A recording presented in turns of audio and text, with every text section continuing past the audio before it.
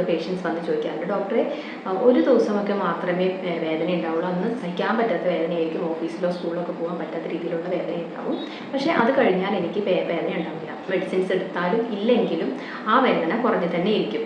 അപ്പോൾ ഇതിന് മെഡിസിൻ കഴിക്കേണ്ടതുണ്ടോ എന്നുള്ളതാണ് പലരുടെയും സംശയം. എൻഡോമെട്രിയം എന്നറിയപ്പെടുന്ന ആന്തരിക ഭിത്തിയിൽ പ്രോസ്റ്റാഗ്ലാൻഡിൻസ് എന്ന് പറയപ്പെടുന്ന രാസവസ്തുക്കൾ കാണപ്പെടുന്നു. പ്രോസ്റ്റാഗ്ലാൻഡിൻസ് ആണ് ഇടുപ്പ് ഭാഗത്ത് ഒരു ഇൻഫ്ലമേറ്ററി കണ്ടീഷൻ ഉണ്ടാക്കി, അതായത് ഒരു നീർക്കെട്ടുണ്ടാക്കി നമുക്ക് ഓരോ മാസവും പീരീഡ്സ് ആവുമ്പോൾ പെയിൻ ഉണ്ടാക്കുന്നതിന് കാരണമായി വരുന്നത്.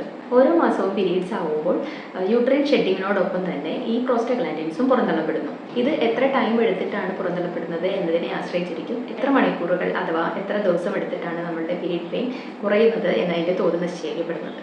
ഈ പെയിൻ കുറച്ചുകൊണ്ട് വന്നില്ലെങ്കിൽ എന്താണ് ഉണ്ടാവുക എന്ന് വെച്ചാൽ, നമ്മൾക്ക് ഇപ്പോൾ ഉണ്ടാകുന്ന വേദനയുടെ ഇൻറ്റൻസിറ്റി നമുക്ക് ടോളറേറ്റ് ചെയ്യാൻ പറ്റുന്ന രീതിയിലായിരിക്കാം ചിലപ്പോൾ ഉണ്ടാകുന്നത്. നല്ല രീതിയിലുള്ള സിവിയർ ആയിട്ടുള്ള ഒരു പെയിൻ ഒരു 1-2 മണിക്കൂറുകളെല്ലാം ലാസ്റ്റ് ചെയ്തിട്ട് പിന്നെ അത് മാറുന്നുണ്ടോ.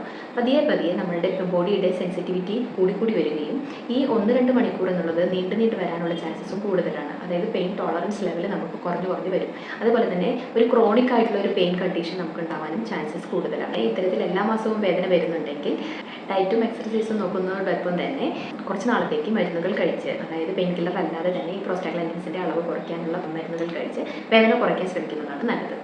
നിങ്ങൾക്ക് ഇത്തരത്തിൽ വേദന വരുമ്പോൾ എത്ര മണിക്കൂറുകൾ അല്ലെങ്കിൽ എത്ര ദിവസത്തോളം പീരീഡ് പെയിൻ നീണ്ടു നിൽക്കാറുണ്ട് എന്നുള്ളത് താഴെ കമൻറ്റ് ചെയ്യുമല്ലോ. Thank you.